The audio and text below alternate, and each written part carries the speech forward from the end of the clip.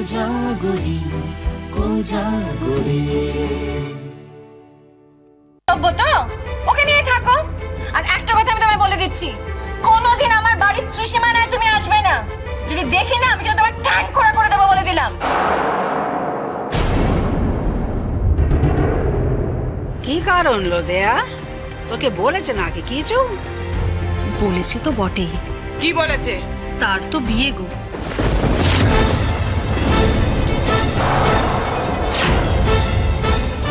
আমার তো মনে হয় ও তোমাদের বিয়েতে নেমন্তন্নও করবে।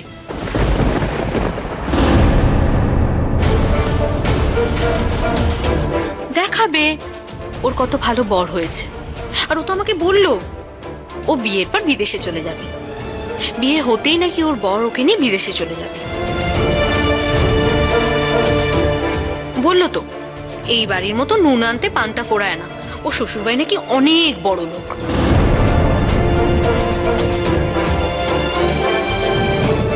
ও বললো তো তোমাদের মতো নাকি এত পঙ্গপালকে নিয়ে ওকে আর থাকতে হবে না। কি? আমরা পঙ্গপাল বলেছে? আমরা পঙ্গপাল?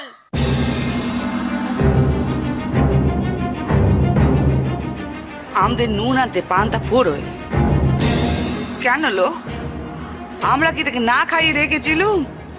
সে যখন যা বায়না করেছে সাহেব বাবা তাই দিয়েছে, তাই নি গো? বেঈমান বেঈমান বেঈমান। আর তাকেই বা দোষ দিই কি করে? তার বাড়ির লোকেদের কি কম দোষ আছে নাকি? তা না হলে সব কিছু চুকতে না চুকতে এত তাড়াতাড়ি বের ব্যবস্থা করে ফেললে তারা। হ্যাঁ বাপে বাপ, সে বলে গেল হ্যাঁ তাদের বাড়িতে সীমানা এলে আমার দাদুভাই ঠ্যাং নাকি ভেঙে দেবে। ঠ্যাং ভেঙে দেবে? কত বড় সাহস! আসুক না আসুক আমাদের বাড়ি, আমিও দেখিয়ে দেব যে মিত্তির বাড়ির গিন্নি কতটা দজ্জাল হতে পারে।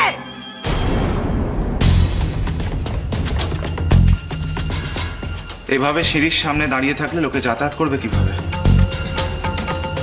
তুমি কোথাও বেরোচ্ছ? না এমনি জিজ্ঞেস করছিলাম। অকারণ কৌতূহল যে আমার পছন্দ নয় সেটা নিশ্চয়ই তোর জানা আছে দিয়া।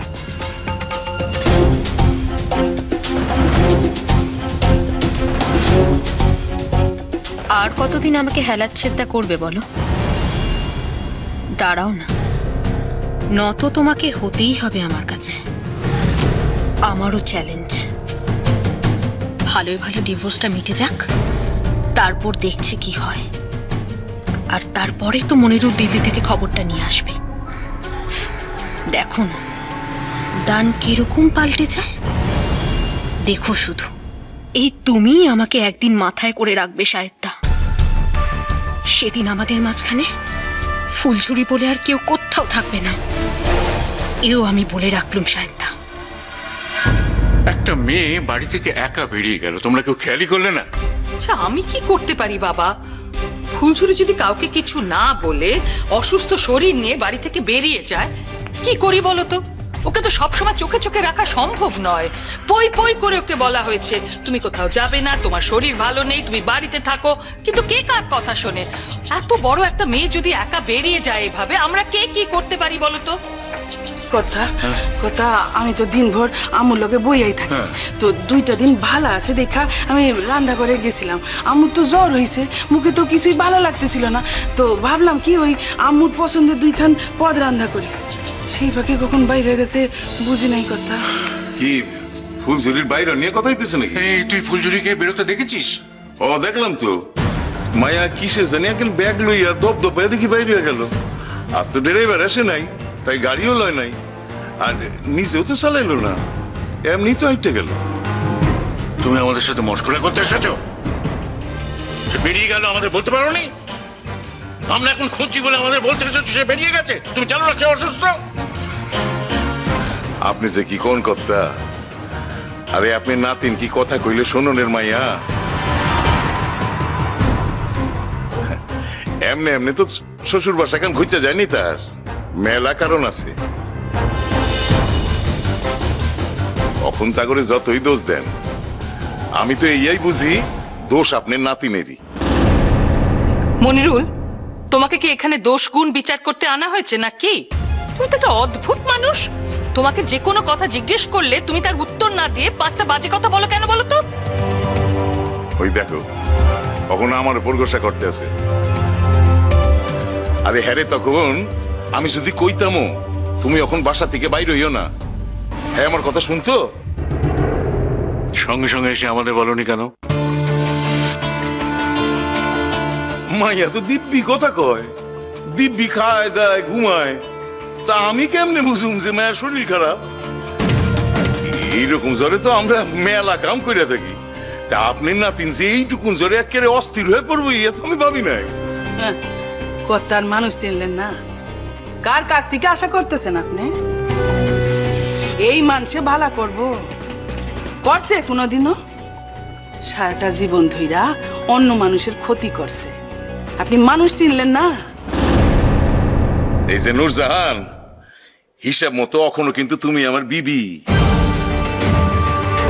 সকল সময় মালিকের বাসা রইয়া কথা কও আর নিজের মিয়ারে ছুটো করো, ইয়া কিন্তু চলবো না কইলা।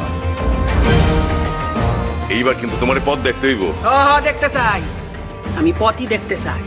আমার কোনো ঠাকা নাই, ঠাকা তোমার। তোমারে বয়া খাওয়াবো কেটা? এই বাসায় খাইতে পাও তাই কোথাও যাইতে চাও না, সে আমি বুঝি না, খুব ভালো কইরা বুঝি। তোমারে আমার কোনো দরকার নাই, তোমার দরকার আমারে, বুঝছো? যদি কোনোদিন তোমার লাগে তালাক হইয়া যায়, আমি বুঝুম সে আল্লাহ দোয়া। এই এই সবসময় ওকে তালাক দেওয়ার ভয় দেখাস কেন রে? তোর কি ধারণা তোর ভয় ও ইন্দুরে করতে ঢুকে যাবে? নিজে হাজারটা অন্যায় করছে আর খালি ওকে শাসন করছে, কাজের কাজ কিছু না। আমার বাগানে তো ওই সমস্ত আবর্জনাতে সব ভরে গেছে, আগাছায় ভরে গেছে, সেগুলো পরিষ্কার করার নাম গন্ধ নেই। একটা অকম্মা ঠিকই। শোনেন কর্তা, একখান কথা আমি সাফা কইরা কইয়া দিই, অখন থেকে আমি আপনার বাসার কাম করতে পারুম না।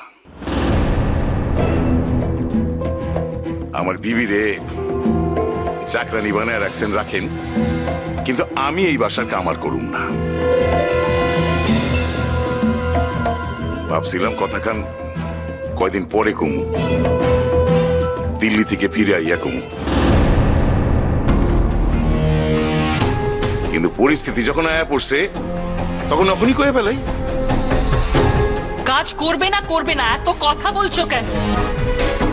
তুমি কি মনে করেছো তোমাকে আমরা এমনি এমনি এখানে রেখেছি? মাস মাইনে দিয়ে রেখেছি, তুমি আমাদের কাজ করে না উদ্ধার করে দিচ্ছ না। কাজ করবে না, করো না, তোমাকে দিয়েও আমরা কোনো কাজ করাতে চাই না। বাবা, এই মাস থেকে ওর মাইনেটা বন্ধ করে দাও। বাগান পরিষ্কার করার জন্য আমরা অন্য লোক খুঁজে নেব, আমি ঠিক জোগাড় করতে পারবো। ওকে দিয়ে তুমি আর কোনো কাজ করাবে না। যে কাজ করবে না এখান থেকে দূর হয়ে যাক। যে কাজ করবে না তার এই বাড়িতে থাকার কোনো অধিকার নেই। আর কয়টা দিন অপেক্ষা করেন কর্তা, কয়টা দিনের মধ্যে মেলা কিছু বদলায় যাইব। আর আপনি রাইসকার কথার উত্তর আমি সেই দিন দিব। কথা কথা ভুল আমারও কিছু হয়েছে। কিসের ভুল নুরি? ওই যে বাসায় তো রান্না করে আসি নাই, এই বাসায় রান্না করতে গিয়া ভুইলা মারছি গিয়া। কথা আপনি তো জানেন, ওই মানুষের যদি পেটে জ্বালা ধরে তখন কারে কি কইতে কি কয় ওর নিজেরই কিছু বোধ থাকে না। কথা আপনি রাগ করেন না, আপনি বরং ওই আমারে ফোন করেন, দেন না গেল কোথায়। কইতেছিলাম তুমি ঘরে যাও, আমি ওই খাওয়ালে আইতেছি, যাও।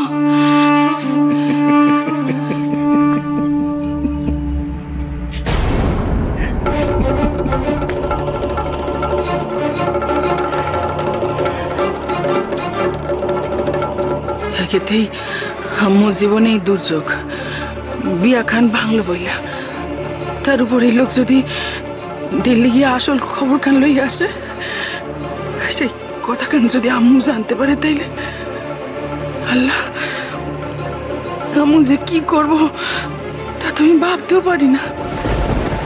হয়তো নিজেরে শেষই কইরা দেব। হায় আল্লাহ, আল্লাহ সে হইলে আমি থাকুম কেমনে? যেমন কইরাই হোক, যেমন কইরাই হোক, এই লোকের দিল্লি যাওয়া আটকাইতেই হইব, আটকাইতেই হইব। কর্তা, যারে লইয়া চিন্তা করতেছিলেন ওই সাইতেছে এইবার জিগান্তরে কই গেছিল সে? এ কি দিদি ভাই, এ তো ভারী অন্যায় কথা। হ্যাঁ, তুমি কাউকে কিছু না বলে কোথায় চলে গিয়েছিলে? তোমাকে নয় পই পই করে বলে দিয়েছি এই অবস্থা তুমি কোথাও যাবে না। 7 দিনের আগে তোমার কোথাও বেরোনো উচিত নয়। আরে রোদ্দুরে তুমি গাড়ি না নিয়ে কোন আক্কেলে বেরিয়েছিলে? বাসে ট্রামে চড়ার কি অভ্যেস আছে তোমার? হ্যাঁ, ট্যাক্সিতে গেছিলাম। সে যাই হোক গে, তুমি কোথায় গিয়েছিলে আর কেনই বা গিয়েছিলে? যাবার দরকার ছিল তাই গিয়েছিলাম। কই গেছিলাম আম্মু? কই গেছিলা? ও বাড়িতে।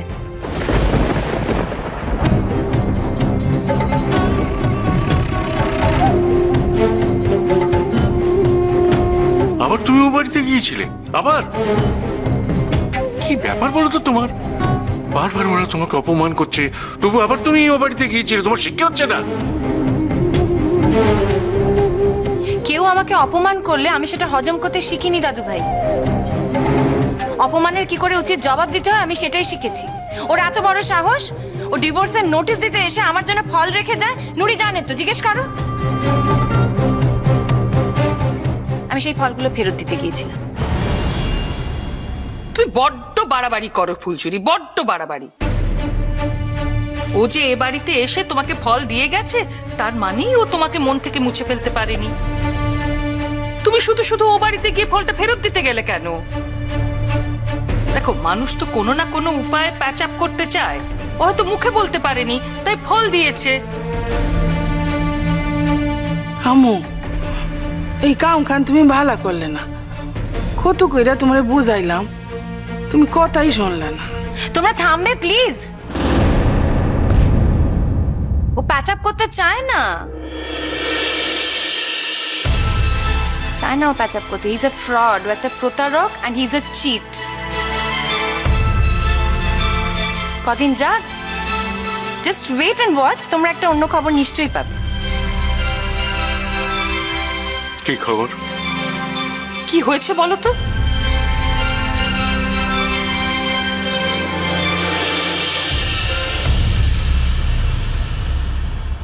এতদিন ধরে ওর একটা অ্যাফেয়ার চলছিল।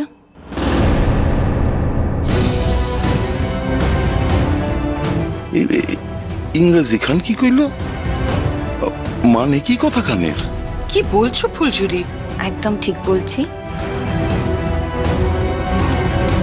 মেয়েটাকে আজ আমি নিজের চোখে দেখেও এসেছি।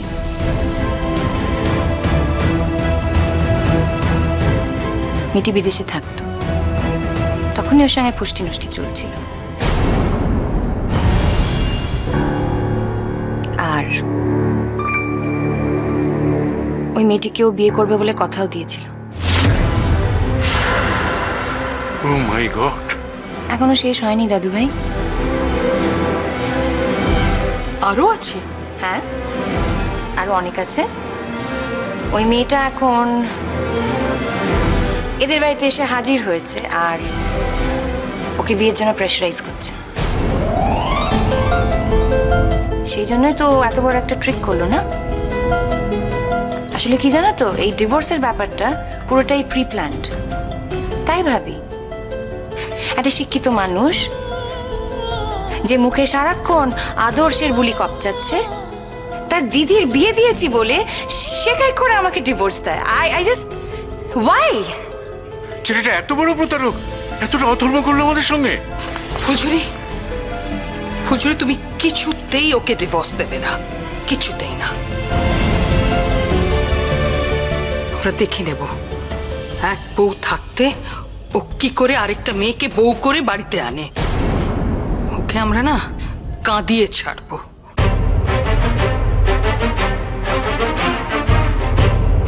একটা কথা তোমাকে বলি দাদু ভাই, আমি চাই না এই বিষয় নিয়ে ওদের সঙ্গে তুমি কোনো রকম আলোচনা করো। কোনো কথা যেন ওদের কাছে না পৌঁছয়, আর যদি পৌঁছয় তুমি কিন্তু আমার মরা মুখ দেখবে, আমি বলে দিলাম। ফুলঝুরি, আম্মু,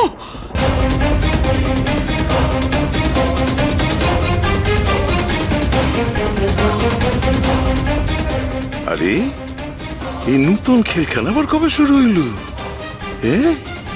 এই এত বিন্দু বিসর্গও জানি না আমি।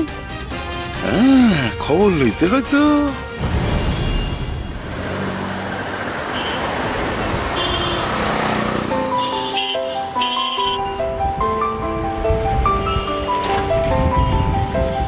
তোমাকে কতবার বলেছি দিদি ভাই, এই লেখাপড়ার কোনো বিকল্প নেই।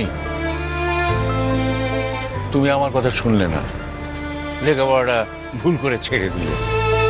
এখন আমি এতদিন বাদে আবার কি করে তোমাকে কলেজে ভর্তি করাই বলো তো? তোমাকে প্রাইভেটেই পরীক্ষাটা দিতে হবে।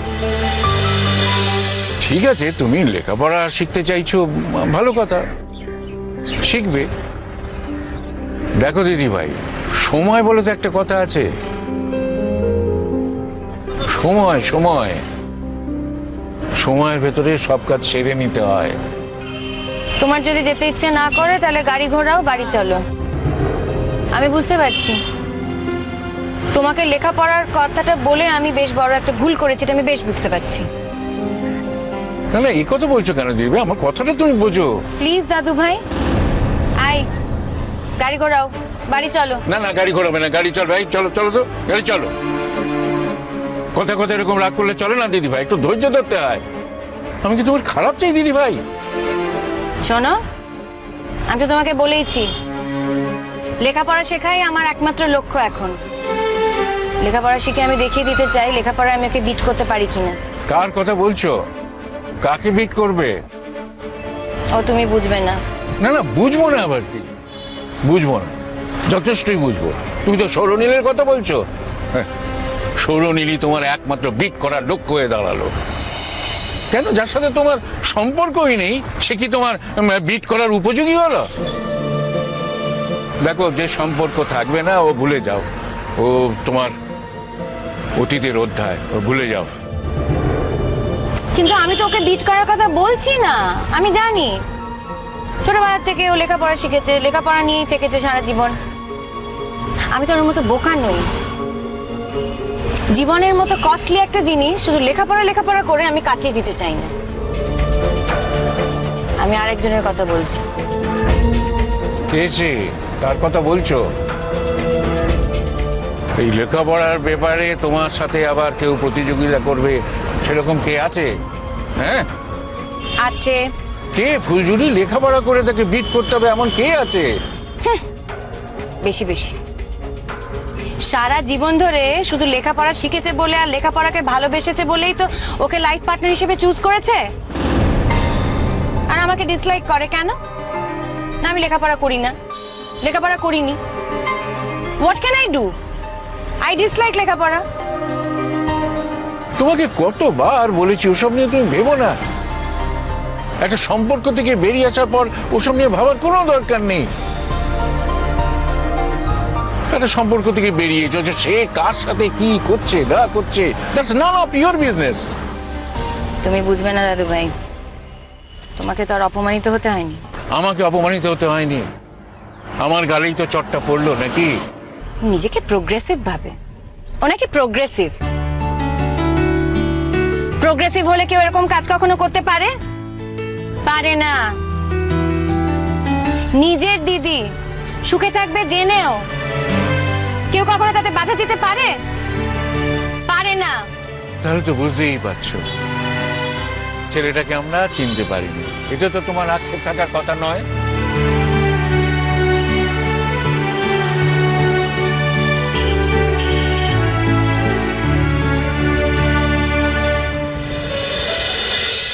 So what's the problem? তুমি কি সত্যি ওকে পছন্দ করো না? না। তাহলে? In fact I like her. আমি ওকে খুব পছন্দ করি। ওর মধ্যে এমন কিছু মহৎ গুণ আছে যেগুলো অন্য মানুষের মধ্যে পাওয়া যায় না। Then তাহলে প্রবলেমটা কোথায়? She doesn't love me. ফুলঝুরি আমাকে ভালোবাসে না। ও আমাকে ভালোবাসে না। ইনফ্যাক্ট ও আমাকে কোনোদিনও ভালোবাসেনি। সেই জন্যই হয়তো ওর জীবনের কোনো কিছুতেই ও আমাকে পাশে রাখেনি। ও আমার দিদিভাইয়ের জীবনটা সুখী করেছে, সেই জন্য আমি ওর কাছে গ্রেটফুল। কিন্তু তার সঙ্গে সঙ্গে আমার ওর উপর অভিমানও আছে। এনিওয়ে, আমি তো তোমার সব কিছু বলেছি। I have told you everything, Aria. Well, maybe she just wanted some moral support. ও হয়তো চেয়েছে তুমি ওর পাশে থাকবে, কিন্তু তুমি তো ছিলে না। তুমি তো কোনো মরাল সাপোর্ট দাওনি। মরাল সাপোর্ট? যে আমাকে মানুষ হিসেবেই গণ্য করে না তাকে আমি কি মরাল সাপোর্ট দেবো? এত বড় একটা কাজ, এত বড় একটা রিস্কি জব ও একা করলো, আমাকে একবারও জানালো না। এই কাজটা ট্যাক্টফুলি অন্যরকম ভাবে করা যেত, তাহলে গ্রামে এত অযথা ঝামেলা হতো না। ও হয়তো ভেবেই নিয়েছে যে I am good for nothing, ওর কোনো কাজে আসবো না আমি। অথবা হয়তো ভাবে যে আমি ওর জীবনে একজন আনওয়ান্টেড পারসন। এনিওয়ে, ওর যদি এটাই ভাবনা হয়ে থাকে, আমি ওকে মুক্তি দিয়ে দেবো। Look, relationships should not break down. I'm sorry, but I can't accept this. Your family thinks so highly of Fulguri. ওরা ওকে খুব ভালোবাসে। So, I can't just watch your relationship break down. And you can't just divorce her because you think she doesn't love you.